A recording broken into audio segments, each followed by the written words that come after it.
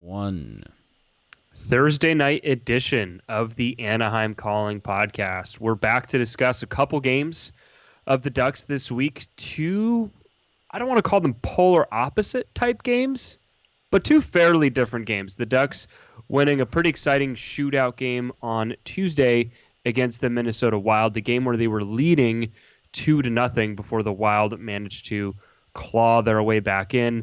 And then I guess it was exciting at the end, but a 2-1 loss tonight at the hands of the rival LA Kings. Both games, I would say that the Ducks played a pretty solid game overall. Yeah. I mean, if you think about where this team has come from to where they are now, I know it's not satisfying for a lot of fans seeing their team lose to their rivals, but I do think that the Ducks are improving overall right now. Yeah, and I think that that's probably fair. I think the main concern that you might have coming off of tonight's loss is it was a dull game. A lot of what we saw from this team early on of playing kind of an exciting brand up and down the ice, that type of stuff, it's not exactly there anymore. And now part of that is it's hard to maintain that type of game throughout an 82-game season. You're going to have lulls in your play. You're going to have good times in your play. That's just bound to happen. But I think the overarching kind of theme that you can take away from these two games is that the Ducks are playing better as a whole. There are definitely still issues. There are things that need to be worked out before you can say this team is playing well. But I think that there are positive signs that you can take away. In the Minnesota game, they got off to a good lead, and they really that first period, that may be the best first period we've seen from this Ducks team all season. And honestly, if you can remember back to early on in the season, the biggest issue the Ducks had was coming out of the gate slow. And honestly, both of these games, the game against the Kings also, they came out pretty quick. It's just they weren't rewarded like they were in the Minnesota game. And so those are two positives. I think there are issues from both of them, which is that after the first period, they kind of not took their foot off the gas, but they weren't able to generate as many high-quality chances as they were in the first period in each game. And I think that's the big issue that you see from the Ducks team in both these games. So even though the results are different, even though we may say they kind of played a bit different, if you look at the big theme from that game, from both games, they're actually very similar in certain ways. And jumping right into that Minnesota game. So the Ducks, like you said, with a really good first period. I mean, unquestionably one of their best first periods of the season. They outshot the Wild 14-1 in that first period. So a pretty dominant performance. Now, I should mention before everyone jumps on me that the Wild are dealing with some injuries right now, missing some key pieces. And so I guess that we should mention that. But even still, the Wild, I think, are a little better than people give them credit for, at least from a 5-on-5 perspective. They have shown to be a solid team. Even still, though, the Ducks jumped on them in that first period, came out guns a-blazing, and Rickard Rakell would open the scoring for Anaheim. And, I mean, it was just a lot of what we've seen this season between him and Jakob Silfverberg. It would start, though, with a nice little zone entry by Sam Carrick, just throwing the puck on net. Jakob Silfverberg collecting the rebound and then dishing it over to Rickard Rakell, who would bang it home. Yeah. So not terrific defensive coverage probably from the Wild there, but I thought it was just nice work by that line, really. Every guy on the line touching the puck, and a greasy type goal, but a nice play nonetheless. Yeah, and we should mention the news going into that game was the fact that Sam Steele was scratched, like we definitely kind of predicted. Did we predict? I predicted it. Which one of us predicted? I think I brought it up, and I think you agreed with it. You were talking that Steele might need to. Steele's not looking great, and I think I may have said Carrick would be the one to potentially come in for him. No, I definitely predicted it. I will die on this hill, but that's okay. We both did. I'm gonna say someone get the tape. Look at the tape. But so Sam Steele, scratched before that game.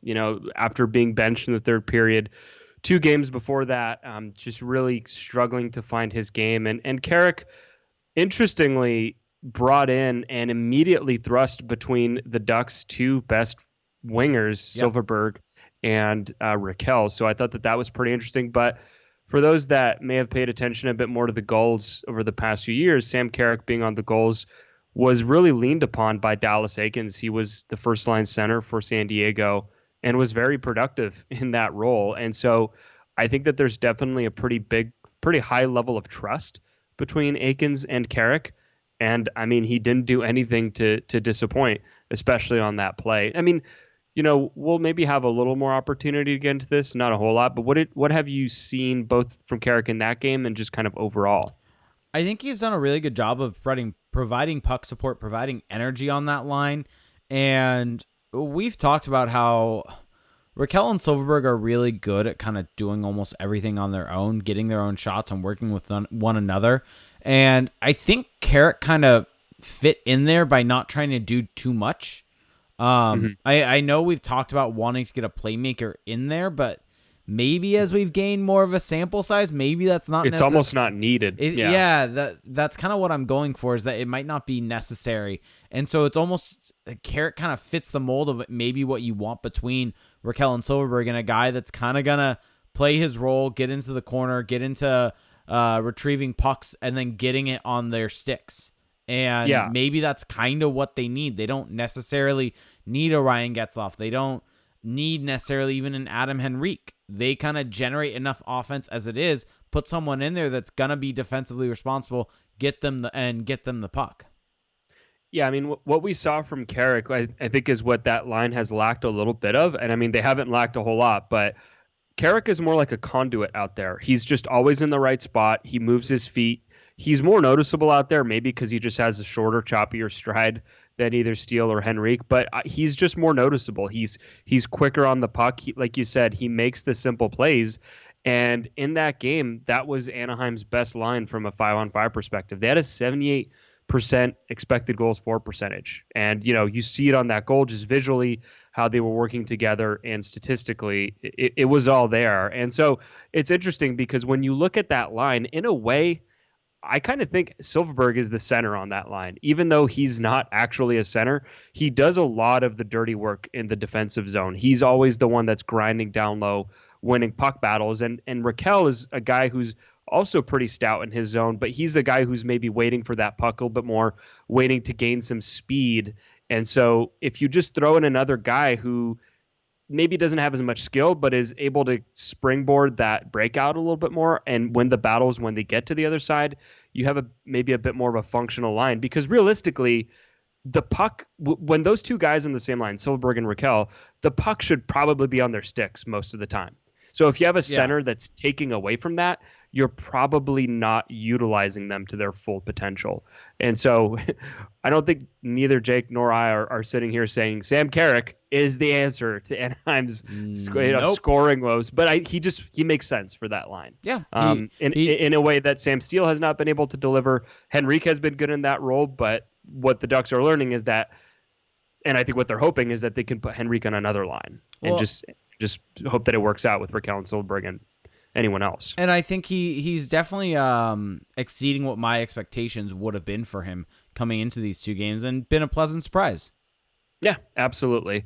Now moving on back into that great initial period for the Ducks. So after Rickard Rakell would open the scoring, the Ducks would go on the power play, and not really that creative of a play from the Ducks, just simply maintaining possession. Just over 30 seconds into the power play, the puck gets back to Cam Fowler at the point, and he one-times a wrist shot, and it finds its way through the crowd and goes basically crossbar and into the Minnesota net. And so that would make it 2-0 Anaheim. And at that point, I mean, it felt like the Ducks were just going to absolutely dominate. Even halfway through, or just about halfway through the second period, when the Wild managed to bring it within one, the shots were still 19-3 in favor of Anaheim. Yeah. So full control after that first period. Yeah, they completely had control. They had everything going their way, and it really kind of felt like they had the foot on the gas and weren't going to necessarily let the Wild get back into it, or so we thought. Yeah, exactly. So 8 minutes into the second period, maybe the worst goal I've seen John Gibson let in his career. Yeah. Actually, I'm just going to say it. It's the worst goal I've seen him let in his career. Ryan Hartman, who just kind of floats into the offensive zone, throws a harmless looking wrist shot that may have missed the net if John Gibson hadn't touched it.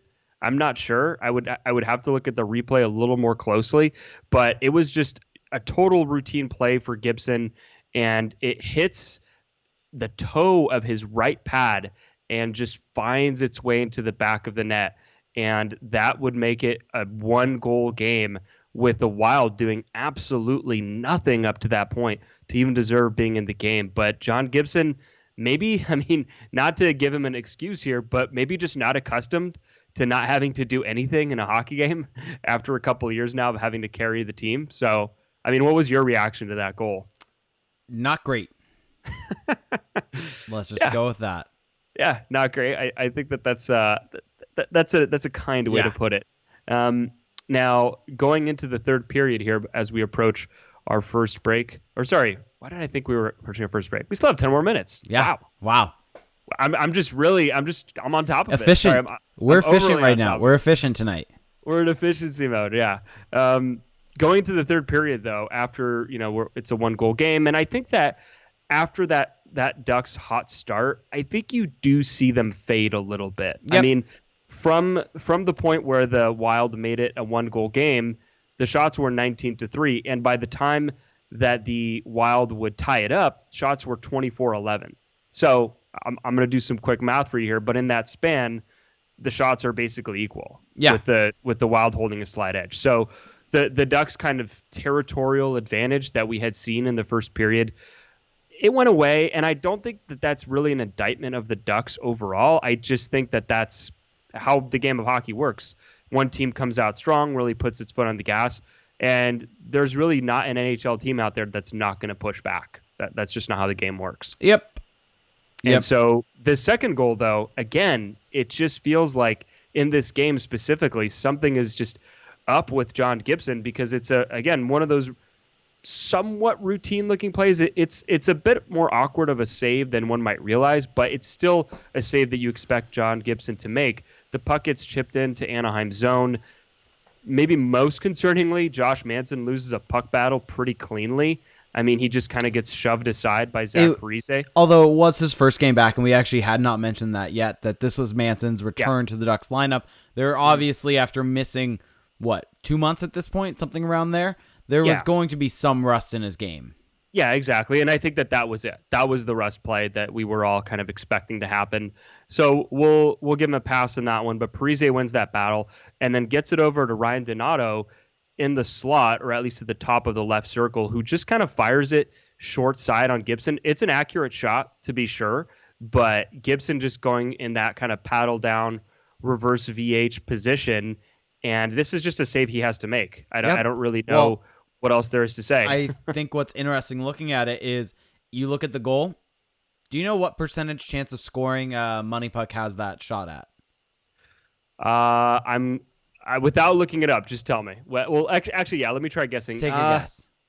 6%. 3%. 3%. Wow, yeah. I way overestimated. Yeah. I doubled. I doubled it. 3%. And I mean, looking at the play though, I think Donato handles that pass as well as he could have in that situation because he puts it exactly where Gibson isn't. And sometimes as a shooter, that's really all you can hope for and hope that you're going to beat the goaltender to the spot. But still, I mean, what's I think a little frustrating about this play, if you're a goaltending purist, is that, goaltenders are definitely better now than they've ever been. And the techniques are definitely more effective than they've been in the past. But this is a situation where I don't think Gibson has to go down into his reverse VH. If he just stays upright there and the pass goes out, that shot just hits him in the chest. But because goalies are always looking to seal off the bottom of the ice, sometimes they get caught. And I think that play is a limitation of the reverse VH stance. And so for those who don't know, there was a technique that became popular about 10 years ago for goalies called the VH, where you go onto the post, and it's the V is vertical and the H is horizontal. So you have your vertical pad on the post and your horizontal pad kind of sealing off the bottom of the ice. The problem with that stance is that it can be a little awkward to push out of. And so now there's a reverse VH where instead of that vertical pad being on the post, you're just basically in a butterfly hugging it. And what happens though is that when the puck comes out like that, the entire top of the net can be exposed. And for a goalie like Gibson, choosing to go in that stance to me kind of cost him that play, because if he just stays upright, I mean, I severely doubt a goal happens there. So anyway, a little goalie nerd talk for you. And really in the rest of that game, just looking at the third period, again, I don't think that the Ducks necessarily blew this one. I mean, they played a strong third period, out-chancing the Wild and just playing an overall solid game. Now, going into overtime, that would decide nothing. And then going into the shootout, Max Comtois with his first shootout opportunity of his career with the chance to win the game, comes in on Kaapo Kähkönen, goes forehand, backhand, really sells that forehand shot, and then just tucks in the backhand into what was basically an empty net to win the game for Anaheim. So it's a feel-good game. I think it's a game they deserve to win, although maybe it was a bit more of a toss-up.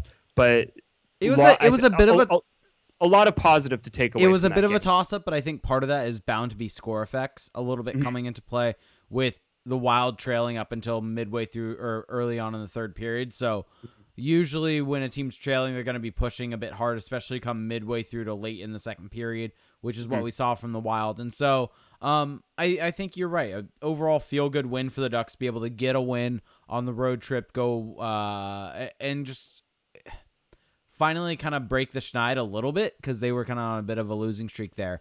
And good on Comtois to score in the shootout also. And I think you have to give some props to Dallas Eakins for putting out a rookie out there to be able to try to get some confidence in him in the shootout situation. Because, I mean, that's a situation where there's really no bad outcome for that from him being out there. Because if he misses it, well, you're still up by a goal going into the third round. So the Wild have to score to be able to push it overtime or push the shootout to go further.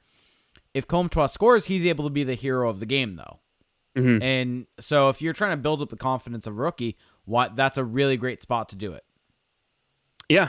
And, a couple of other notes to add on this game as we just kind of wrap it up. I thought Max Comtois, that goal alone obviously was pretty huge, but I thought he had one of his better games overall. I mean, there was a bit of a scare early in the game where he went down hard, following a hit by Jason Zucker, but then was no worse for wear, came back into the game.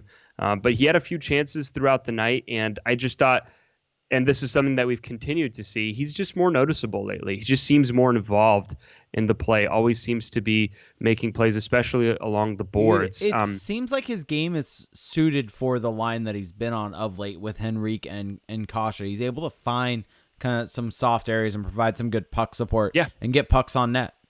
Yeah, the most encouraging thing to me, though, in this game for Comtois was, he had 6 shot attempts, he had 2 scoring chances, and 1 high-danger chance.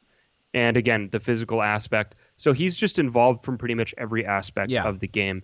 And then the last positive I really wanted to hit on here, Lindholm and Manson. They played just over 20 minutes together, controlled 61% of the shot attempts and 67% of the expected goals. And at 5-on-5, they actually did not allow a high-danger chance against. So that was a vintage Lindholm-Manson game. And I think one other thing of note, as much as you and me, both Mostly of us. you. No, don't you put that on me. Don't you put that on me because you've been just as harsh. As much as harsh as we've been on Eric Goodbranson, the Fowler-Goodbranson pairing has kind of found its own legs. Yeah, 70% of the expected goals. Yeah. And I mean, that's crazy. They've really kind of been able to turn themselves into a group that is able to really limit, not only limit expected goals against, but turn the puck out of the zone. And it's almost as if kind of Goodbranson is just basically getting the puck and allowing it to go to Fowler and allowing Fowler to exit the zone. And it's surprising that it's working, but hey, here we are. It's working. I mean, so in this game, for instance, they allowed 0.27 expected goals against. Lindholm Manson allowed 0.21 expected goals against. And then Delzato Holzer allowed 0.37. So, yeah. Delzato Holzer, not great. The one thing I did want to point out as well in regards to Josh Manson's return, in overtime, the Ducks take a penalty. This was, I would call, a good penalty by Getzlaf, stopping a Ryan Donato breakaway. And Josh Manson out there on the penalty kill. And the Ducks managed to kill off that penalty. So I think that's kind of the full display of the benefit of Josh Manson being back, is that instead of, going to like a Corbin and Holzer or Jacob Larson, you have one of the better defensemen in the league going out there. So that was a really weird situation, because wasn't that am I misremembering right now off the top of my head that Silverberg broke his stick? Yeah. So, and it was a really weird situation where you could tell Silverberg, I don't know if I've ever seen that with a 4-on-3 or even a 5-on-3 where a guy breaks his stick, and it's almost like he doesn't really know where to go, and it's almost like he's just trying to stick on one guy to kind of at least take one guy out of the play. It was really odd. Yeah. So overall, I think that there's a lot of positive to draw from that game. I mean, maybe the biggest thing is I guess it's Manson and Lindholm looking good together once again. So any final thoughts? Nope. On this matchup? Nope. No? Nice to see the Ducks get a win. Let me say this. Bruce Boudreau's the best. The quote from before the game about how John Gibson's been unscorable of late. And he's like, I don't know if that's a word, but I'm going with it. I actually did not catch that. Bruce is the best. That's pretty excellent. Okay, so we're going to jump into our first break here. And on the other side of that, we are going to discuss tonight's game against Los Angeles. So we'll be right back. Okay, back from our first break. So, home game tonight. Freeway face-off, round 2. Buckle up, everybody. 2 heavyweights of the Pacific Division going at it. Roster lineup changes. Sam Steele back in the lineup, although Sam Carrick actually remaining in the lineup. But the biggest shock, Sam Steele on the wing next to Ryan Getzlaf and Troy Terry.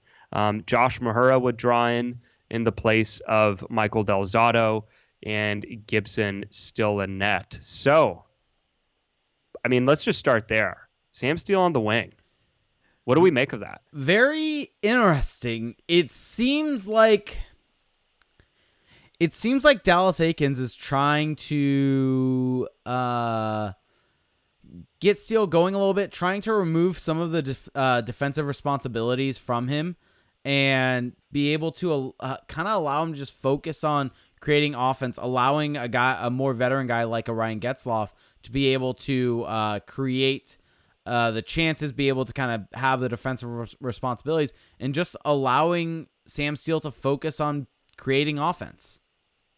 Yeah. Well, here's my take on that. Well, I'm saying that would be why. We can get into what happened, which is a different story. Oh, well, I actually wasn't even going to get into that yet. We will get there.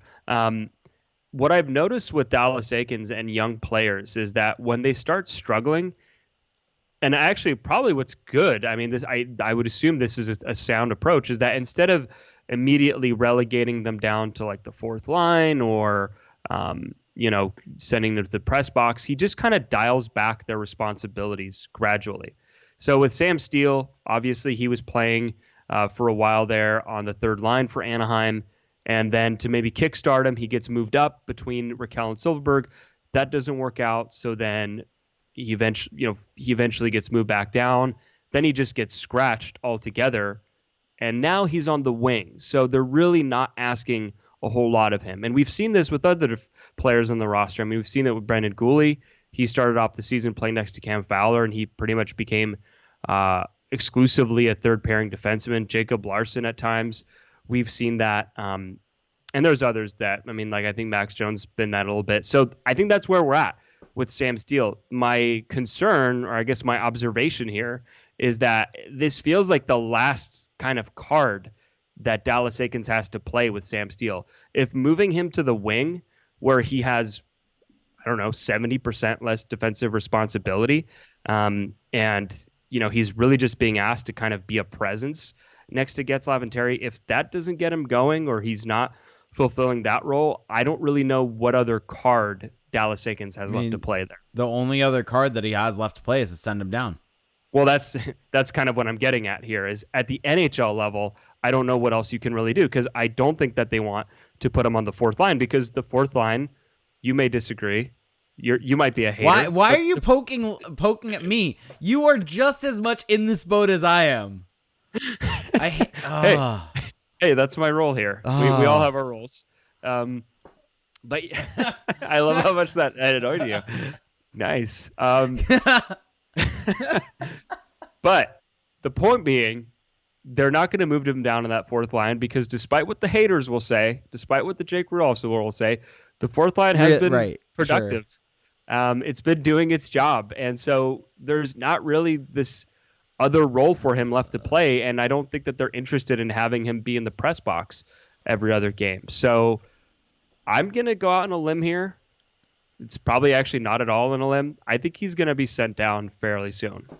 Maybe just for a game or two. I could. Sam Carrick, the other Sam is doing nothing to. I could dissuade. See. When do they go on the road? I don't know.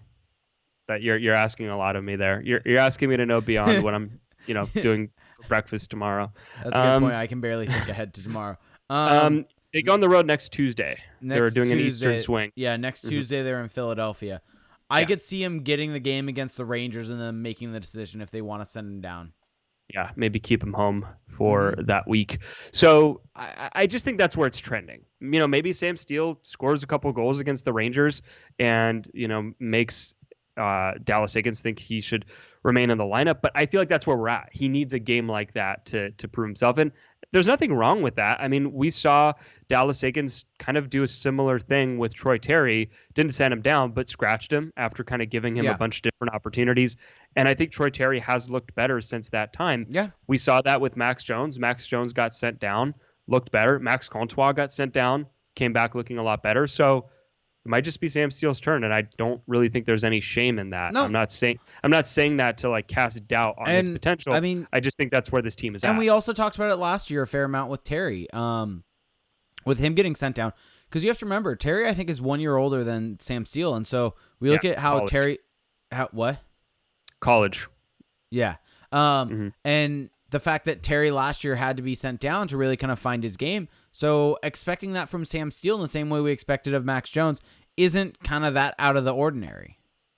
Right, exactly. And that's just what's going to happen. And it's not the end of the world, folks. Now moving into tonight's recap though.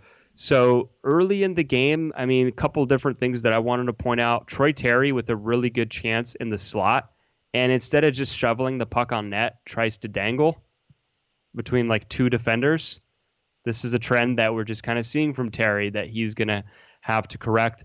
Silfverberg then getting a really good slot chance. And I thought it was actually a nice play by Eric Goodbranson, dumping the puck into the corner, recovering it, and then getting it over to Silfverberg, who got that clean look. And then Max Comtois got called for a hook in the first period. It might have been the softest hook I've ever seen, or at least one of the softest I've seen in a long time. I don't know if you remember this play. No, off the top of my head. He had his stick on the Kings player's arms for maybe 2 seconds. Anyway, I usually don't talk about that stuff, but maybe it's because it's Max Comtois, fellow French Canadian. I'm rooting for him. I don't know what it is. Yeah, exactly. Bias. There it is. There's my bias. Now, in that first period, though, I mean, really not a whole lot to write home about. I thought it was a fairly uneventful period. No goals in the first period, and just there was a goal.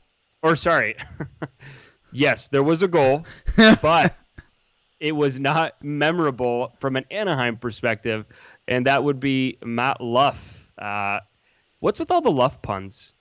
Is that am I missing something here? I have no clue.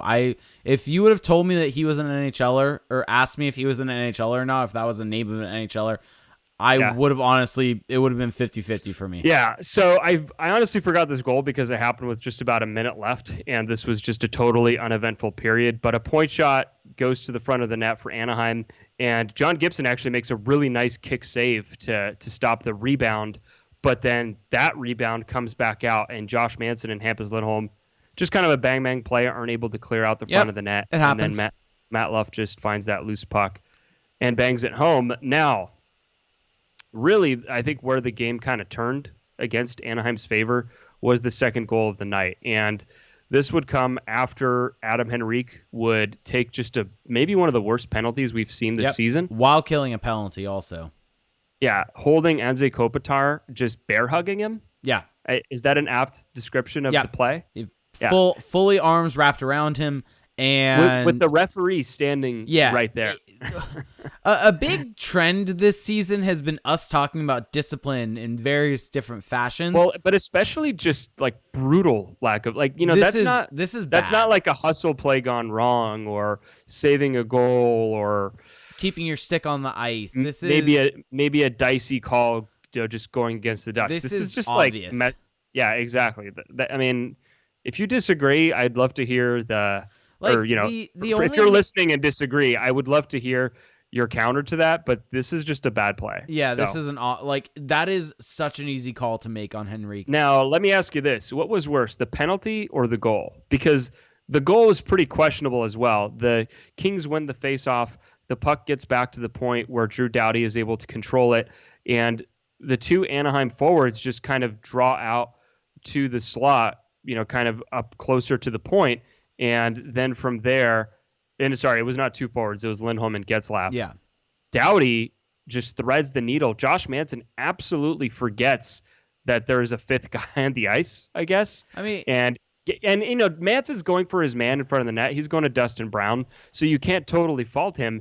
But the Ducks just seem to completely just not notice Jeff Carter. Yeah, it's a mix.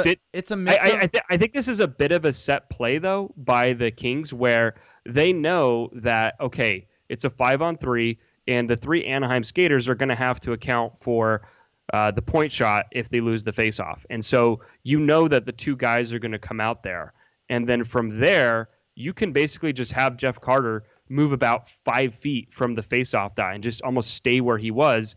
And if those two guys are going to come out and challenge at the point, you potentially have a free tap in. So it's one of those plays that a lot has to go right for the Kings, but they make the correct read. Now, maybe the mistake here by the Ducks is that you shouldn't have two guys high. You should have one guy high and two guys low. I mean, that seems to be a bit safer. Regardless, it's hard to be good at 5-on-3. Yeah. There aren't too many expert units at 5-on-3. It just looks so awful because Drew Doughty was able to get a really nice pass through the crowd all the way back to Jeff Carter, who taps it home. So I rewatched this play a few times after it happened, and there's so many different ways you could look at it, X's and O's wise, but my kind of final takeaway is I think it's just a great play by Drew Doughty. I think it's just a really smart play, anticipating what was going to happen and then just kind of capitalizing on it before anyone even kind of thought to react. Yeah, and that's kind of my view on it. I mean, the start of this was you were asking me what was worse, the goal or the bear hug. It's the bear hug. Because it's the bear hug. It's the bear hug because, yes, you can fault the penalty killing slightly, but then again, it's a 5-on-3. Here's the thing with the 5-on-3. There are going to be holes. And if the offense is able to execute and make the passes as they can, then they're going to find those holes. And that's what happened. You had a great player in Drew Doughty find a hole, make a cross-ice pass to Jeff Carter, who's able to finish. Maybe the penalty killers can play it a bit different, but you're at a severe disadvantage at a 5-on-3, and the Kings were able to capitalize. And honestly, the reason that goal happens, which ends up being the game-winning goal, mind you, is because of discipline. Yeah. I mean, there was an initial penalty, but that was a trip by Derek Grant on Dustin Brown where you could pretty obviously see on TV Derek Grant called Brown out for diving, and Brown just kind of looked at him like, "Who, me?" Yeah. You're talking to me? It's just something you got to be, especially when you're penalty killing, you can't put your team at that severe disadvantage. And that's on that's on Henrique, and that's situational awareness, knowing where the puck is, knowing where the play is. I think what's kind of funny is, the way the NHL works is that Adam Henrique, you won't hear anything about it. There's not going to be questions about it. There's not going to be anything said in the next couple of days. But if a rookie had done that, if a young player had done that, that would be the end of the world. That would be, he's going to be scratched. A rookie probably wouldn't be on the PK though, like that. Well, sure. But the point is, I think veterans get a pass when they make really stupid mistakes. Yeah. like a big pass. And I think I don't know. it's a little inconsistent. Okay, moving on here. So after that, John Gibson will make a really nice save on Dustin Brown, glove save in the slot. Just the Ducks giving up a pretty good chance there for the Kings. After that, maybe you could argue where the game turned. Cam Fowler gets two golden opportunities on the same shift. First shot just kind of sneaks in from the blue line into the slot, as we've seen him do so many times, isn't able to beat Jonathan Quick. Almost the exact same play. This time, the chance coming even more from the middle of the ice, and he gets a feed from Troy Terry.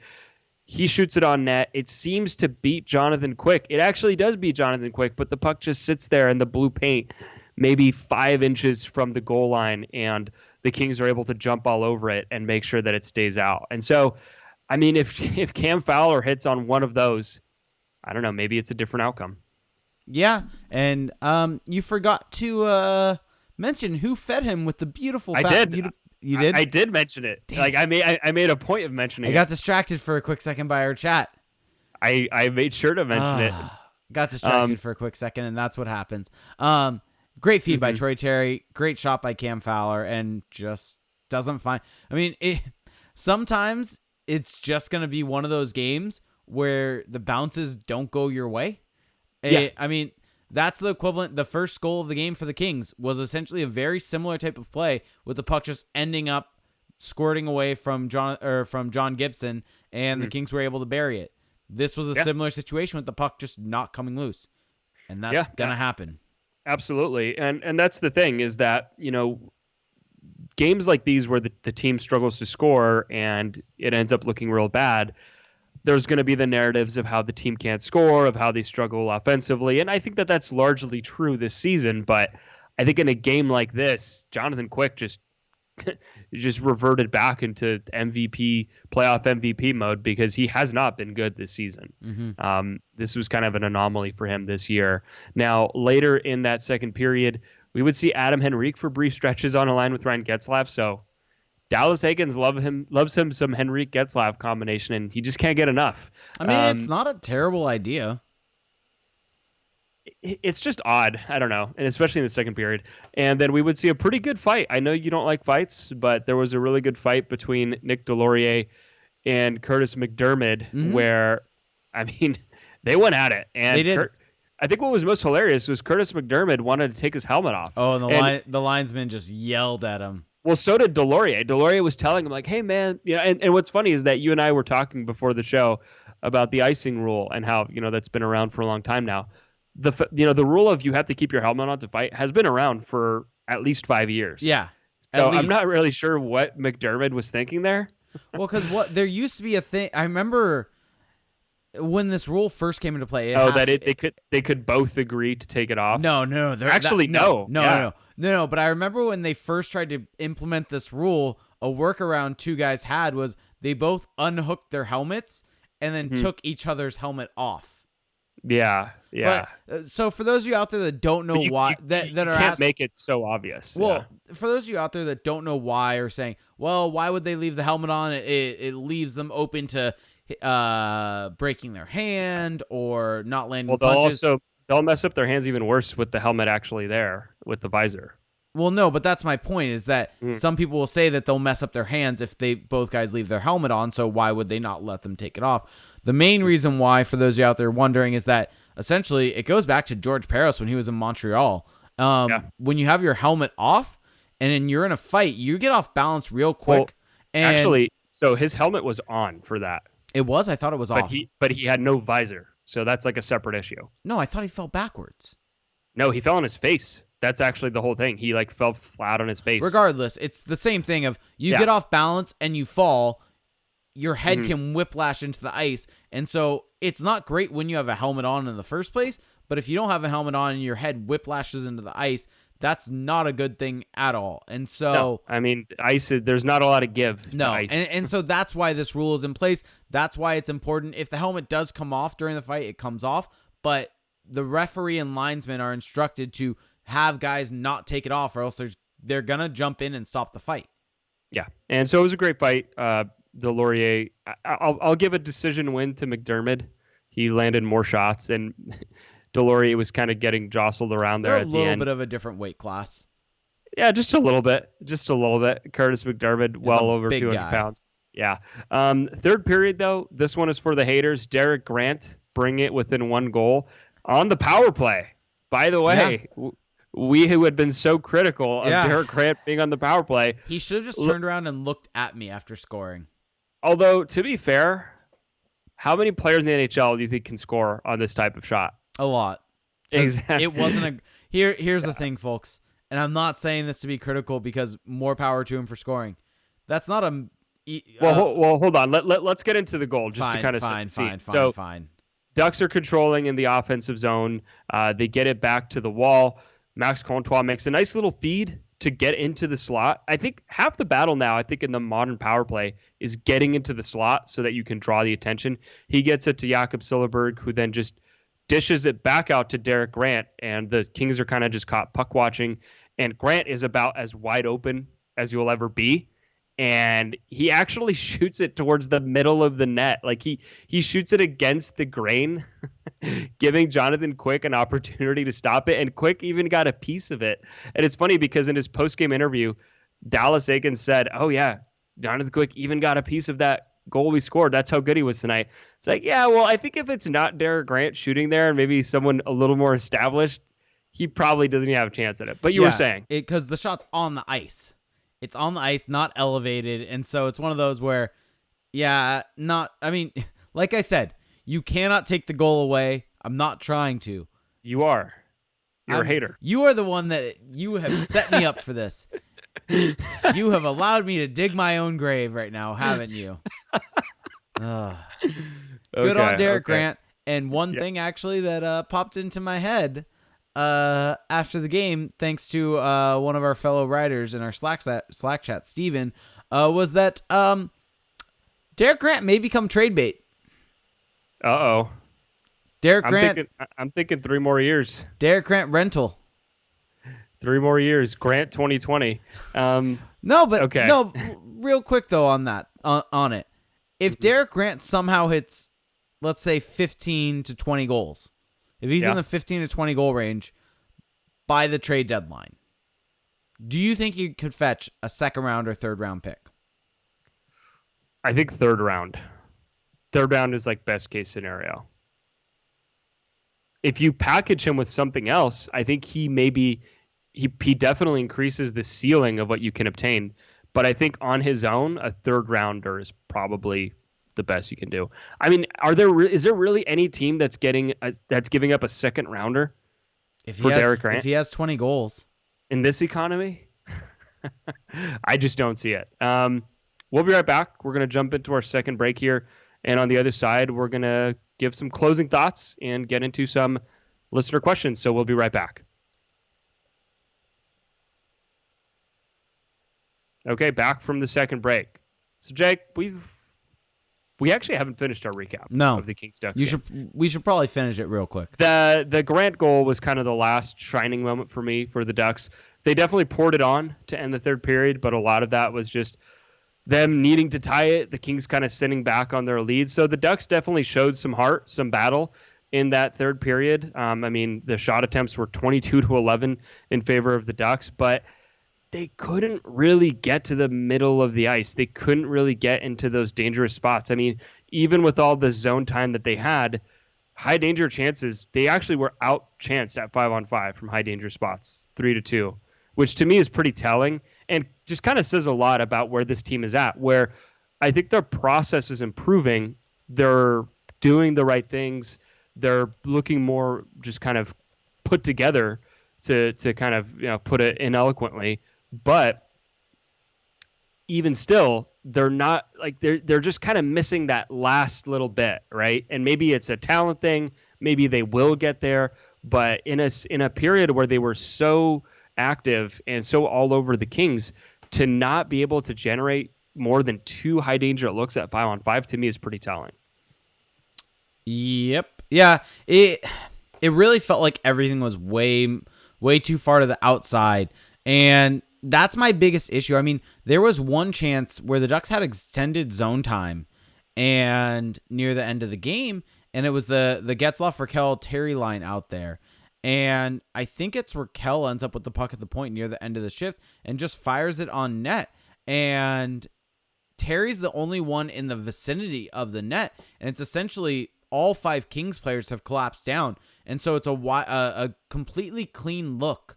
Completely clean look for Jonathan Quick on that play. And there's nothing that's going to happen. Instead, hold on to the puck, get into a more dangerous spot. I know we say fire pucks from everywhere. We look at shot attempts, things like that, but an unscreened shot attempt from the point, you've mentioned this, just it doesn't have a good chance of going in at all. It does nothing. Right. And that's the thing, is that I thought that the Ducks definitely had some opportunities. It's not like they just let this one go by, but I mean, yeah, just not really able to get to that front of the net, not really able to generate dangerous offense. And even though the Ducks did score on the power play tonight, I'm not especially impressed with their power plays of late. And I'm saying that with them getting 2 goals in the last 2 games. So my timing isn't great. But I think that the Fowler goal against Minnesota is not really something that they can build on. I mean, it's funny because we're talking about how harmless those shots can be. That's one of the rare instances where a little wrist shot finds its way through cleanly into the back of the net against a rookie goaltender, I might add. And then tonight, I mean, I think that play is a bit more sustainable just in the way that they generated it. Yeah. But again, I mean, you're seeing them now put Andre Kasha in the left face-off circle as a shooter on his off wing. I mean, that's something that he's never done in his career in the NHL. And he just seems really awkward doing it. I mean, he doesn't really seem comfortable, and he's new in the role, so maybe he'll grow into it. Maybe he's doing well in practice. Maybe that's why they're doing it. But it almost feels like when the Ducks are on the power play, they're just playing keep away. Like they're not trying to actually force anything or create anything. They're just trying not to turn it over, and it's not a spot you want to be in. So that's still a concern. That hasn't really changed. But again, going back to what we were saying earlier, I do think that the Ducks, they have a few things to build on. Josh Manson being back definitely, I think, equals things out on the blue line. We should probably talk about that a little bit.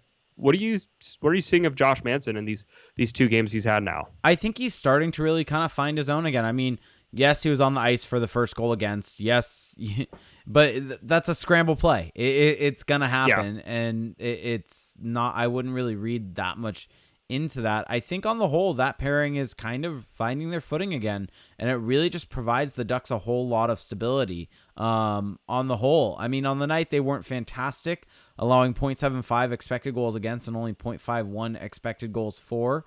But I think they just provide stability for this team.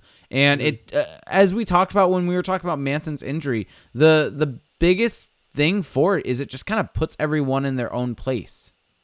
But this is a new look. I mean, Branson and Fowler was not there to start the season, but you are right that now with Manson being back, everything kind of slides back into the natural order of things. And if Josh Mahura can continue to impress in that third pairing, then I think the Ducks are in a really nice spot. I think something we didn't talk about before the recap is that Brendan Guhle was sent down to San Diego today. And you now have both Guhle and Larson, who have basically they've just been taken out by that stretch that they had where everyone was struggling and the team was losing. I mean, it's kind of incredible to think that both Guhle and Larson are down in the AHL, and deservingly so. I don't think that they've played well at all. And Josh Mahura is leaps and bounds looking ahead of them. Yeah, Josh Mahura looks great. I mean, what do you think of him tonight? He got back into the lineup. Yeah, and deservedly so. I mean, Del Zotto was, I don't know how to really characterize his game against Minnesota, but looking at Mahura tonight, he had a couple moments. He had one turnover in the defensive zone where he was coming back for a loose puck, and he kind of blindly backhanded it back towards the forechecker. And it looked like a turnover at first, but the difference with Josh Mahura is that he's really athletic. I mean, he got back into the play, stripped the puck back, and then just skated it out of the zone and made an outlet pass. And he's just got that kind of aggressiveness that that Jacob Larson definitely doesn't have, and that Brendan Guhle just seems uncomfortable using right now. Yep. So, yeah, that's definitely not what we expected. One thing I want to mention, because I want to get your opinion on this, and I know we talk about him basically every show because, I mean, it's just how it is. Where is this going? It's just how it is. Where is this going? What do you think of Troy Terry's game tonight? Oh wow, I thought that's where it was going, but I was hoping not. Well, I thought he was. the reason I why thought he is was fine. it was an interesting kind of difference between eye test and numbers because watching him, I thought he had a good game. I thought he was kind of all over the place in a pretty good way. The main issue was he was getting a lot of shots off, but it felt like every single one was getting blocked, and kind of the numbers do bear that out. It's just interesting because of his 5-on-5 numbers are actually better than I would have expected, but he had 7 shot attempts tonight. Yeah, And like I think Troy Terry, generally speaking, has looked better lately. well, and because our biggest thing was that he wasn't shooting the puck, and now he is. I think the next step there is to get it on net more often because yes, he had 7 shot attempts. Here's the issue: none of them went on net.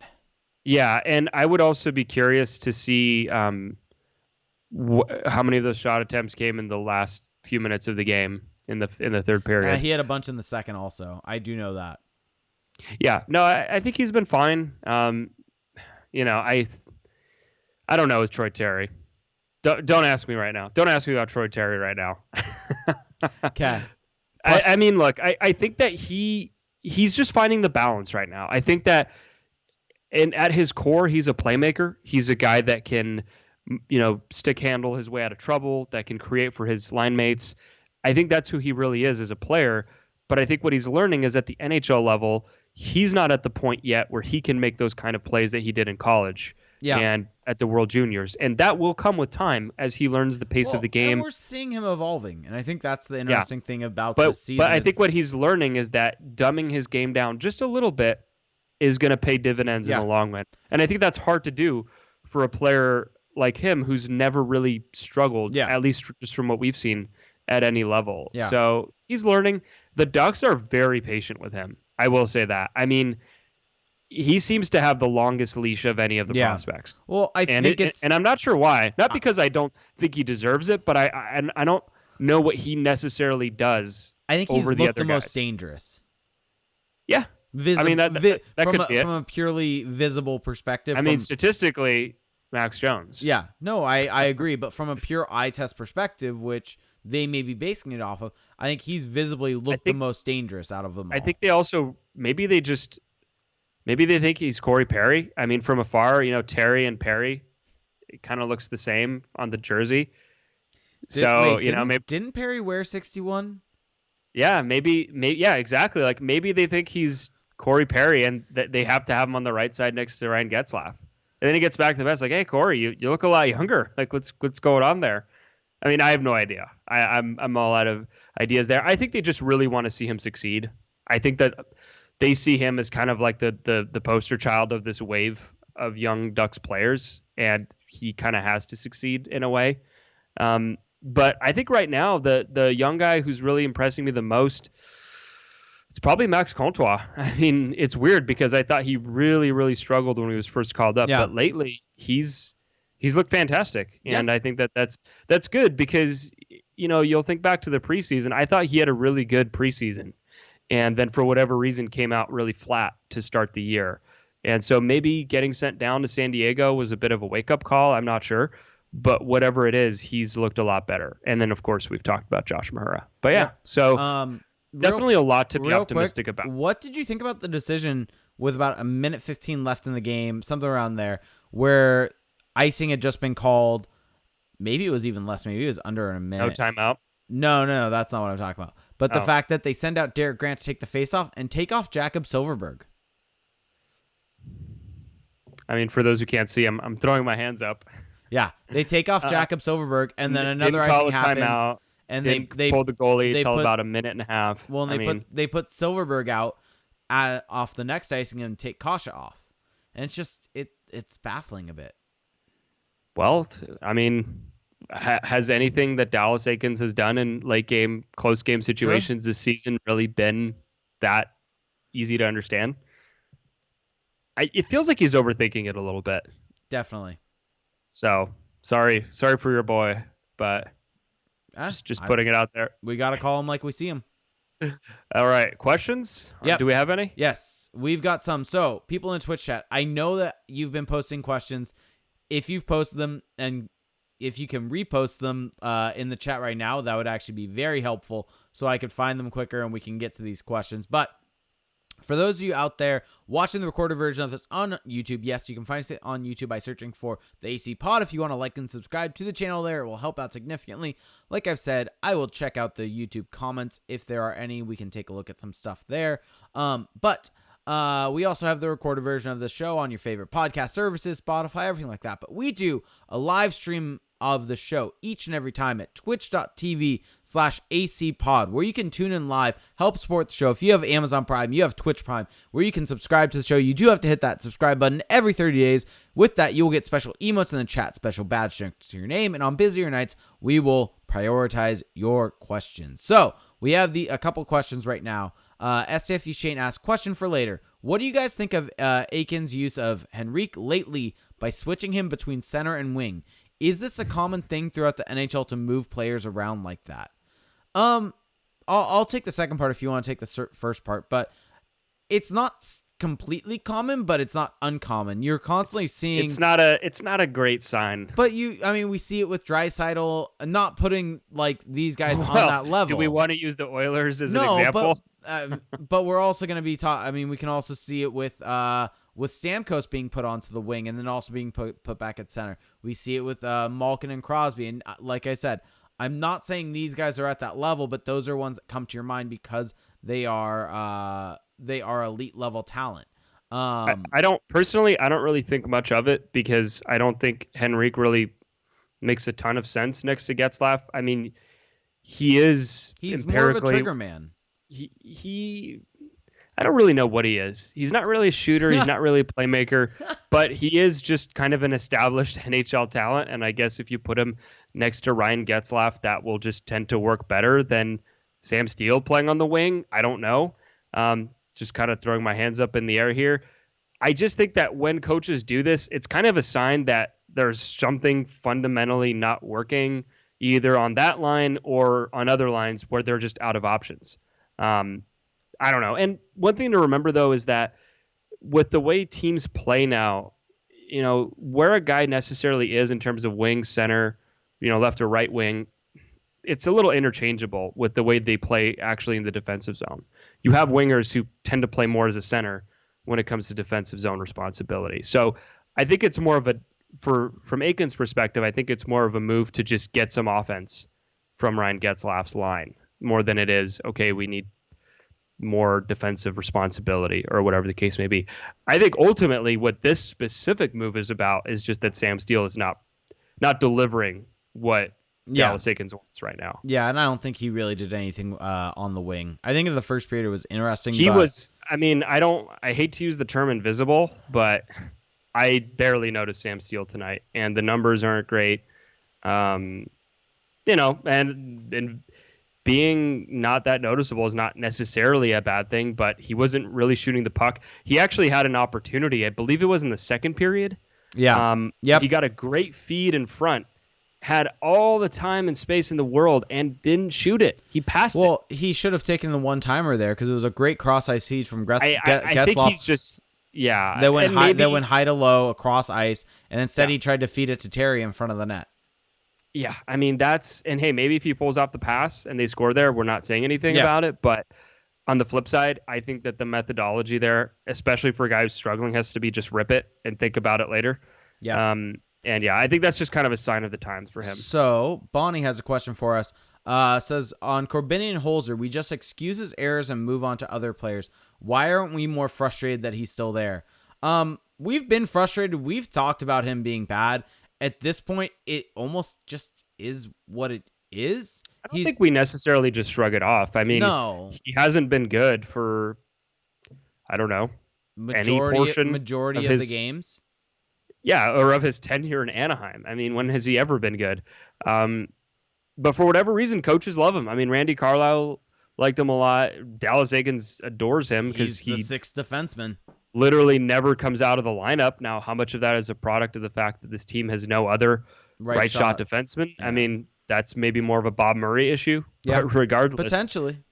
coaches seem to like him, and GM seem to like him. Yeah, I don't think it's a situation where we're kind of like glossing over it or we're not frustrated. It's just there's not really like a change to be made there because and the Ducks don't have anyone else. Well, and it's not only that, but I don't really know what more we can really talk about on it because it's not as if there's any meaningful change that has happened in his play, whether for better or for worse in the past month. It just every game, worst pairing on the ice. Every game that pairing gets shelled. And it's similar to the fourth line where it just kind of is. Although, to be fair, tonight, Mahura Holzer actually had a better expected goals for percentage than Lindholm Manson. So there you go. Sure. Yeah. Argument destroyed. Yeah. I think I'm going to give that credit to Josh Mahura. Yeah. Yep. I'm fanboying. Josh Mahura is good. SCF Ushane said, question, are these one score games the perfect games if you are team tank? Entertaining games, but also no points. Wait, let me look at the standings here. So, what was that word he just used? Team what? Team tank? Bonnie's going to hate this conversation. Sorry, Bonnie. We are 32 games into the season.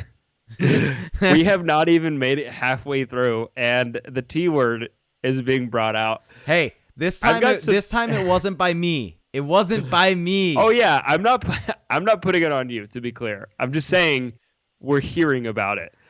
I will say this: the Ducks have some competition. They've got some competition. The Red Wings are so bad. The Red Wings are trash. The Red Wings are the worst team in the league. But the thing is, the Devils only have one more win. The Devils are also extremely bad. Look at the goal difference. Look at the goal difference. Oh, I know. I mean, I'm not saying the Red Wings are not that bad. I'm just saying the Devils are very bad. And then the Senators are, I mean, they're basically a development team that's playing in the NHL. Predictably, the Blue Jackets have gone into the tank. Not because they tried to, but because they lost some pretty key pieces. And then you've got Chicago and LA. And depending what happens with the Sharks, maybe they will join the party. So, yeah, I don't know if this is the year to just totally tank because there's a lot of teams in the mix. Yeah, there definitely are. There definitely are. I don't know what the question was about, but I just heard tank and it kind of sent me spiraling. Are these games the perfect tank? I'm gonna go no. Yeah. If you are team tank, these are pretty good. No, if we're team tank, no, I don't want it to be a 2-1 game. It needs to be like 5-4. Yes, exactly. Well, also though, I will say that, I mean, I think this is slightly encouraging if you're team tank because if you're team tank, I don't think you want John Gibson giving up 4 goals a game, and so I mean. If you're team tank, you just want John Gibson to not play that much to allow him to rest. Anyway, we should move on from this topic. We definitely should. There will probably be more time to do this at a later point in time, potentially. Yes. Okay. Moving on. Oh, I've got one. I've got a question. What's your question? Not from myself, but from Twitter. Okay. I don't know if you saw this one. I did, but you bring it up. I'll let you actually ask the question this time. Is this a question? Now I'm thinking it's more of a comment. Anyway, Spencer Woods, our good buddy Spencer Woods, tagging us both, saying, of course, Quick plays amazing tonight, but the Kings blocked an unbelievable number of shots to help him out. Steele needs to go to SD to learn how to shoot one-timers. What do you make of that comment? I mean, I may have said that Steele needs to shoot that one-timer because of him saying that, even though it is the truth. What did you, real quick, spinning it off of that, what did you think of Quick's game? Because we very rarely focus on players from the other team, but I think that does play a part. Good. I think Quick was very good. I don't think that John Gibson was bad by any means. I thought John Gibson was very good tonight also. All I care about right now with Jonathan Quick is that he's rocking those beautiful pads. They're the retro graphic of the Vaughn V2s that haven't been around for a long time, but that he's bringing back. Just want to point that out. Yeah, I have no idea. Some great pads. Even though I'm a gear nerd, I have no idea what you're talking about. Well, for the few goalies that are listening to this, you'll know what I'm talking about. Good pads.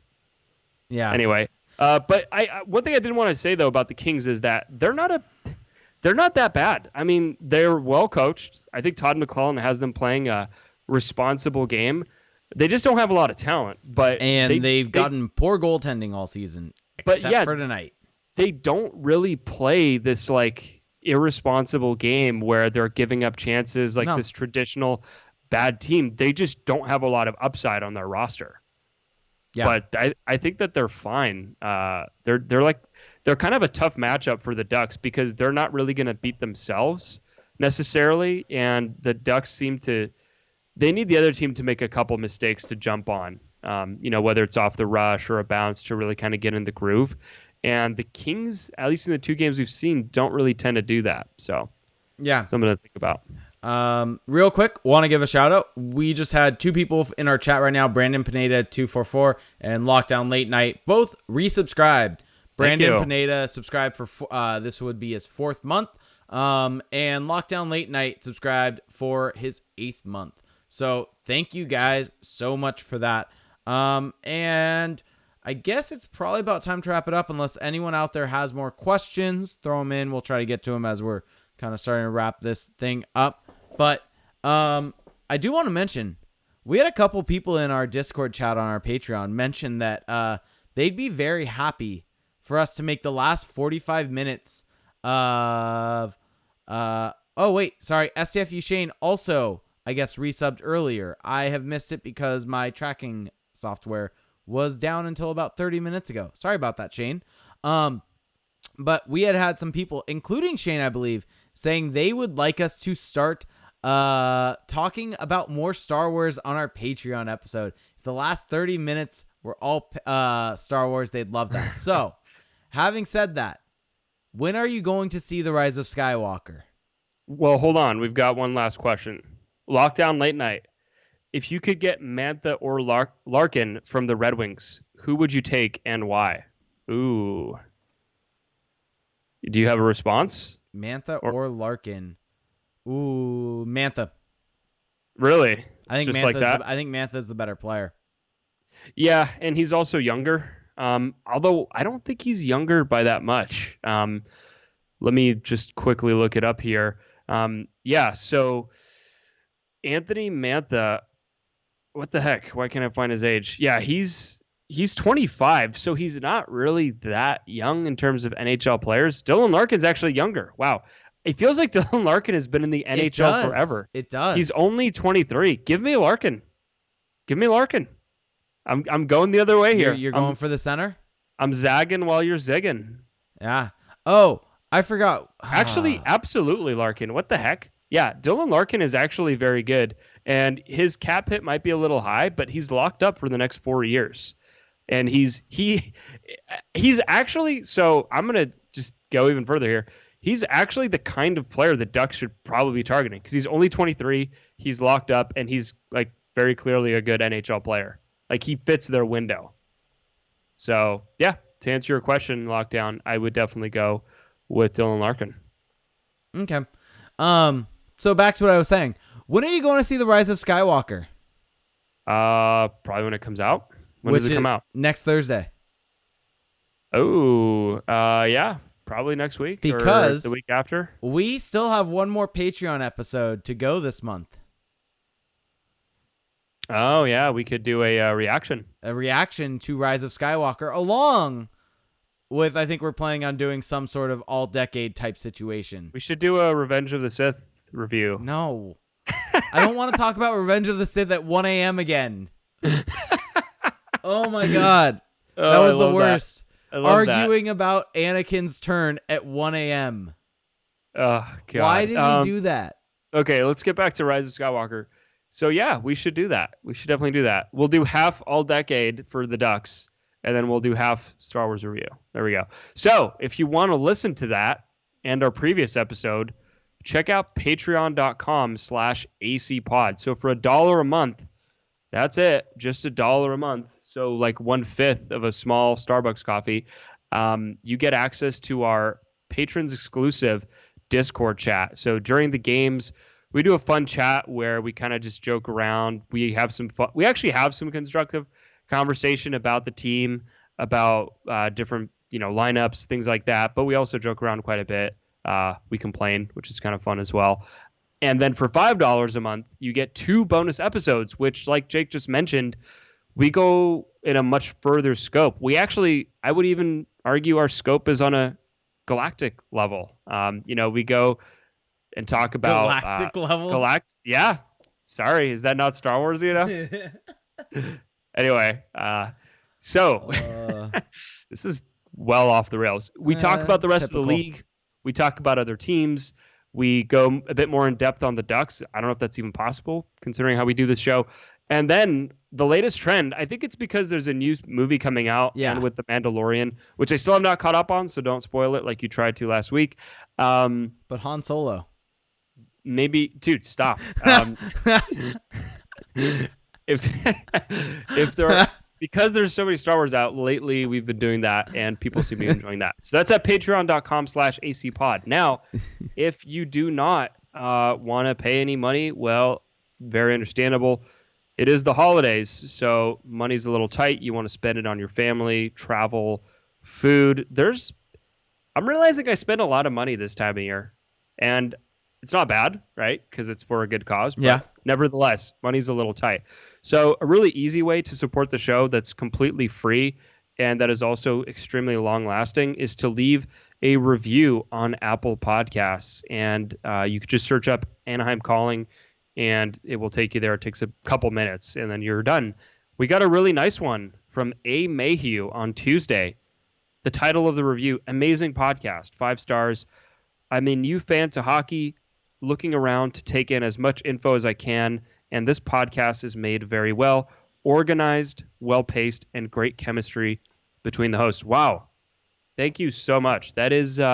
Thank you. I mean, I agree. I agree with it. What can I say? I mean, the chemistry comes from hatred.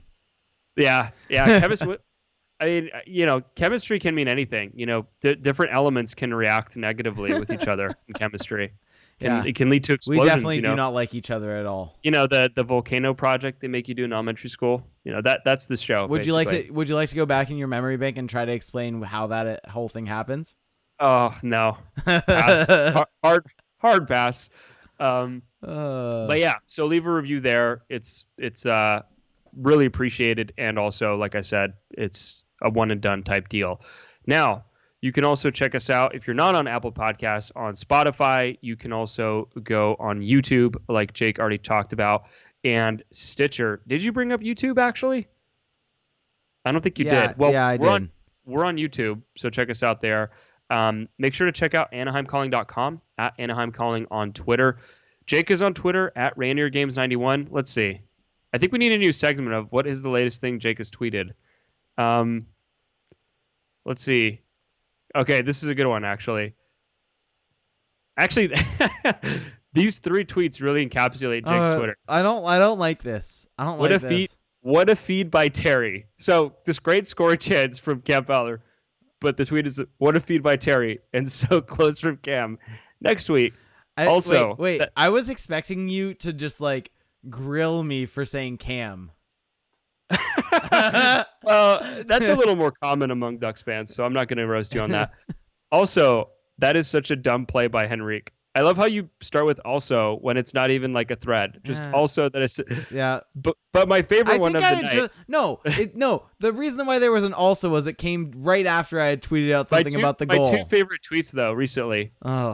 After the Kings. I'm gonna remember this. The Ducks after the Kings first goal. I'm about to hang up on you. Well, I'm getting close. People can see if you're watching, you can see my mouse hovering over the hang up button. Okay, last one. Bleh, stupid Yankees. So you should definitely follow him for these tweets. I think they're worth it. They have a charm. I am also on Twitter. I'm going to put it in the description. I'm not going to say it out loud because now I'm afraid. I'm afraid that I put a target on my back. It's at Felix_Sicard. Check it out there. I have an article coming out, hopefully tomorrow, about how the Ducks are better. You heard it. Huh? I don't need to repeat myself. But yeah, I have an article coming out about how you should be optimistic about the Ducks. So don't say I've never said anything nice about this team. That is going to do it for us tonight, guys. Thank you so much for listening. Thank you to everyone who joined in on the live stream. Definitely, if you're not a part of that yet, if you're someone who listens to the recorded version, hey, if you listen to the recorded version, probably means that this is like part of your commute or whatever, that's fine. But if you can occasionally jump into the live stream, I think you would really enjoy it. So that will do it for us, and we will talk to you, if not Saturday, then definitely Sunday. We'll talk to you this weekend. Thanks a lot.